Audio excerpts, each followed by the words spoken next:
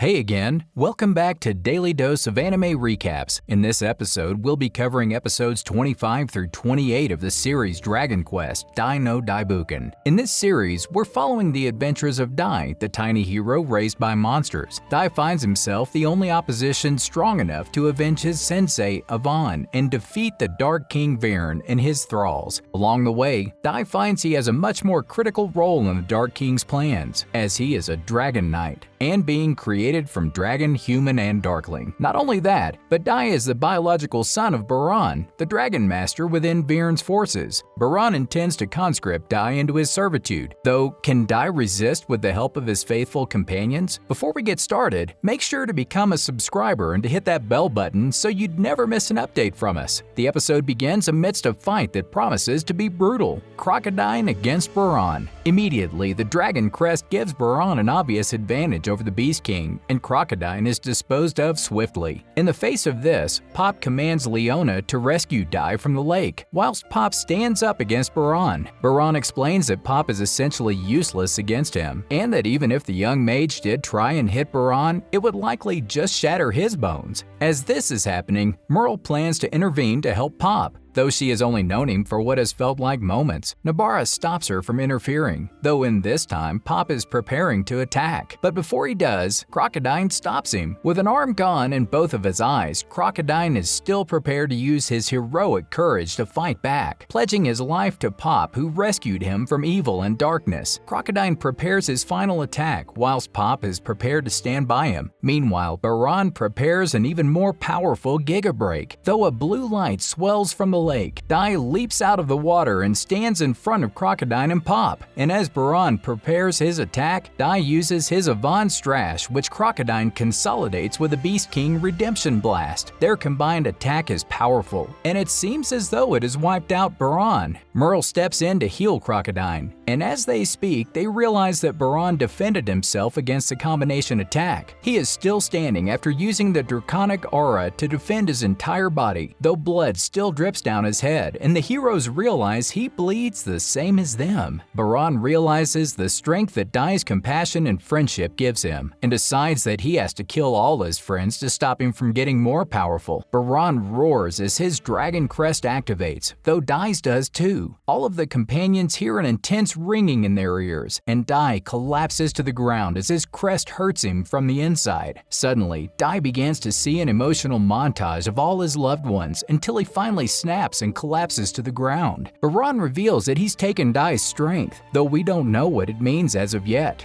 Dai begins to wake up with an empty look on his face, and it's apparent that Baran has stolen all of his memories, including those of all his friends. Kilvern watches alongside the other Legion commanders via a spy, and we swiftly move on to the next scene. Merle has gathered herbs, food, and medicine for the exhausted party, and she opens up to Pop about how the country is in disarray. Leona heals Crocodile's eye. Though Dai's memories are irretrievable, Dai's kind spirit is still present though, as he embraces Gomachan warmly and asks the golden slime to be his friend. Gome breaks down into tears after this, and Crocodile explains what happened to everyone. It wasn't an irreversible spell, but instead a concentrated attack of Dragon Aura channeled into Dai's brain. Leona attempts to remind Dai of his history, though nothing seems to remind him of it. In fact, it goes as far as to slightly reactivate his Dragon Crest. Pop tries to remind Dai of their friendship and becomes furious when he doesn't remember even his name. He throws Dai outside and thrusts a sword into his hand, but still Dai has no memories of his training or relationship with their former sensei Yvonne. Now we are exposed to a true reality about Dai, and that is that he is just a boy who still cries when he is shouted at. He's no longer the Dragon Knight hero capable of saving the world. Meanwhile, Hadler rages about as Baran is yet to return. He's clearly still anxious that Baran's victory will demote him from his role as Dark Commander, though Kilvern reminds Hadler that Baran's strategy has been very successful so far. A spy then locates Baran, and we see him recuperating using 3 multicolored bonfires arranged in a triangle. Hadler reveals that he is summoning the Dragon Masters and the Dragon Legion is needed to go to battle. Hadler then exposes that his Dragon Masters will make him near indestructible, and Kilvern reminds Hadler that his defeat is impending.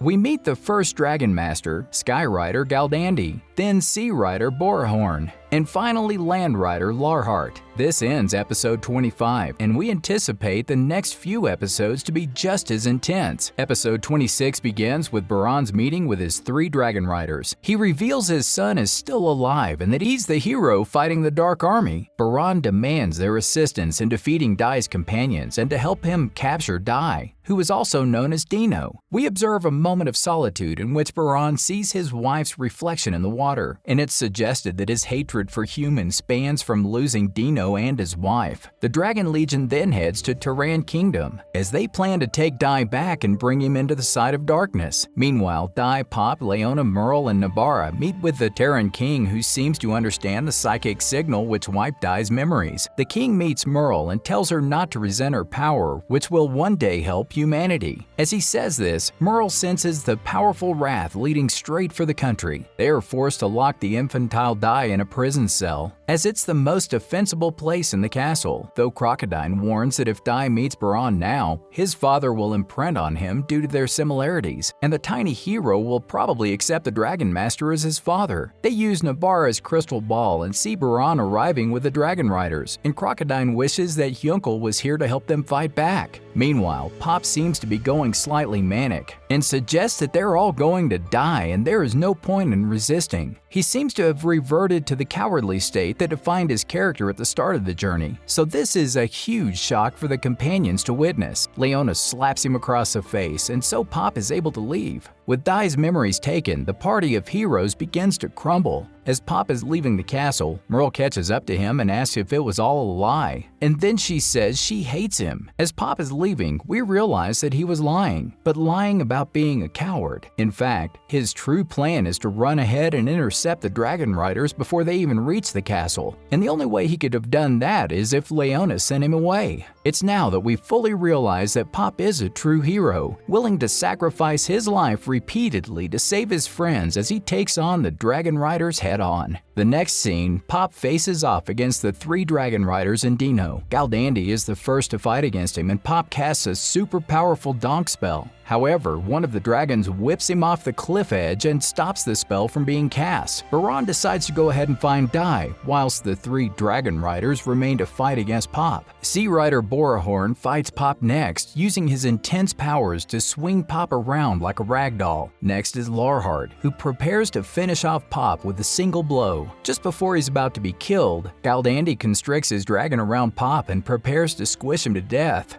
Pop feigns death, and just before Galdandi's dragon is about to kill him, he puts his hand inside of its mouth and casts Kafriz to explode the dragon from the inside out. Galdandi appears behind Pop and seems as though he's about to begin fighting with him, then collapses and cries over his dead ethereal serpent. Then it appears that the real fight is about to begin, and Pop goes to cast Donk again, though Galdandi's magical feathers stop the mage from casting his magic. Pop is clearly outmatched, especially without his magic, and just before he's about to be killed, he's saved by a familiar purple bolt. Hyunkel is finally here and disposes of Galdandi with ease. This ends episode 26, and we move on to episode 27 immediately. Hyunkel and Pop prepare to face off against the 3 Dragon Riders, and Pop fills Hyunkel in on Dai's amnesia and his relation to Baron. Hyunkel tells Pop to have at Galdandi and get payback, whilst the Dragon Rider demands that Hyunkel fights him. Galdandi prepares to attack Pop, and then Pop uses a zoom spell to jump into the air, before casting a super powerful bang attack that completely destroys Galdandi. Pop then collapses, having completely spent all of his magical energy, and Hyunkel recognizes his heroic efforts. Hyunkel then shatters off Borahorn's fangs with his sword, hoping that it will speed up the fight. Borahorn tries to punch Hyunkel, though the former Undead Legion commander catches the punch with a single block. Clearly, Borahorn is nowhere near as strong as he claims, though he then casts a glacial breath attack that seems nearly endless. After, it's clear that his attack did nothing, as Hyunkel is clad fully in his magic-resistant armor. He dashes at the Sea Rider and uses Bloody Scride to blast a hole through his chest. Finally, it's just Hyunkel against Larhart, who might be a more formidable foe than Borahorn and Galdandi. Larhart reveals his knowledge of the dark armor blade that Hjunkel wields, and reveals it was made by Lon Baruch, the greatest craftsman in the underworld. Hjunkel doesn't care about who made it, though Larhart wields Lon Baruch's other greatest weapon, the dark armor spear. Now, the battle promises to live up to expectations, and we might see Hjunkel evenly matched. Larhart prepares his best attack, and Hjunkel narrowly dodges it after it knocks his helmet clean from his head, splitting it in two.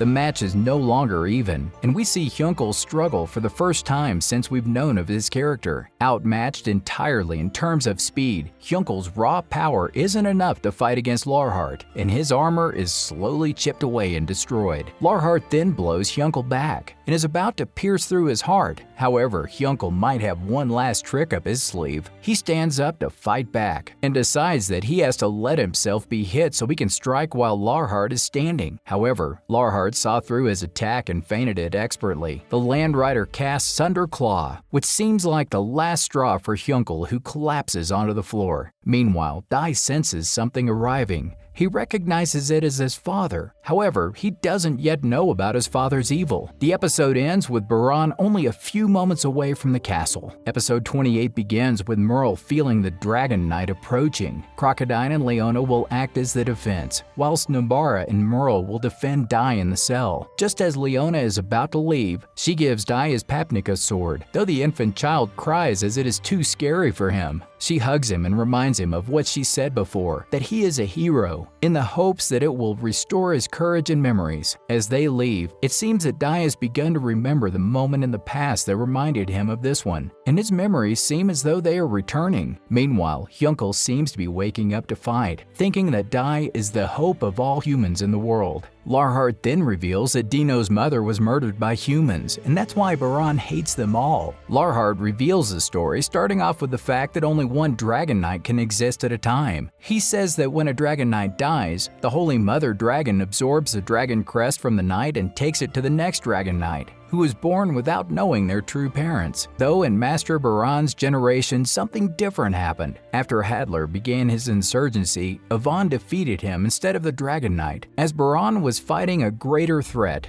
Velzar, King of the Abyss, the last intelligent dragon seeking to conquer the world. Baran was wounded in the fight, and with the last of his life, he reached the Fountain of Miracles to restore his health. Though, before he could reach it, he meets a kind human woman who restores some of his health. It turns out the girl, Sawala, was the princess of the Alkid Kingdom, and as next in line to the throne, the members of the court grew jealous and bitter of Baran. Fearing his non-human lineage, he was banished. As he is leaving, Sawala reveals that she is pregnant, which shocks Baran. The child is Dino, a dragon knight and human. However, the humans didn't let them remain in peace. Baran surrenders himself to the humans, and Dino was sent to a distant land away from his mother. Baran is then sentenced to death, whilst Sawala jumps between the execution squad and her lover, killing her. She dies in Baran's arm and tells him to find their son. However, it's too much for Baran, who is overcome with grief and anger. Overcome by emotions, Baran uses his dragon crest to destroy the Alkid Kingdom entirely. This explains Baran's hatred for humans, and now the death of his lover was central to that. Larhart then reveals how the Dark King Virn manipulated Baran into joining their ranks, using the grief and torment of his lover's death against him to make him hate humans even more. Hjunkel finds the strength to stand up after hearing that story, pledging to fight not only for Dai, but also for Baran. He empathizes with Baran, as they had both once lost their faith and trust in humanity before falling to the Dark Army's evil promises. Hjunkel's goal now is to help Baran see the light in humanity once again, and stop fighting for the Dark King Virn. They prepare once more to fight, and Larhart says that Hjunkel is foolish and naive for thinking that Baran's pain can be alleviated. As Larhart attacks, Hjunkel can now dodge his attacks with ease, and reveals that he wasn't fighting with all of his power, energy, and concentration, as he was saving himself to fight against Baran. Now, as Hjunkel fights, it's almost too easy for him, and he dodges every attack before dancing back, parries, and counters at Larhart. Hjunkel's sword work is now ultra fast and powerful, and Larhart is easily becoming overcome. He then reveals that his power comes from the ability for a human to risk their life, which is their ultimate ability. However, it seems as though it is in vain, as Larhart Larhart attacks him back powerfully, knocking him onto the ground. Though, just before Larhart is about to execute him, Kjunkel imbues his aura energy into a tiny beaded necklace and uses it in the shape of a cross alongside Larhart's spear to cast Grand Cross. The attack completely annihilates Larhart, and we find out the only weapon he had left was the insignia of Yvonne, which he had charged with his life aura energy. Weakened, Kjunkel is about to collapse before Borahorn appears ready to attack him. He reveals that he has Pop in his grips before the episode ends. We leave the episode on another cliffhanger, as Pop's life is held within the tight grip of Borahorn's beast hands.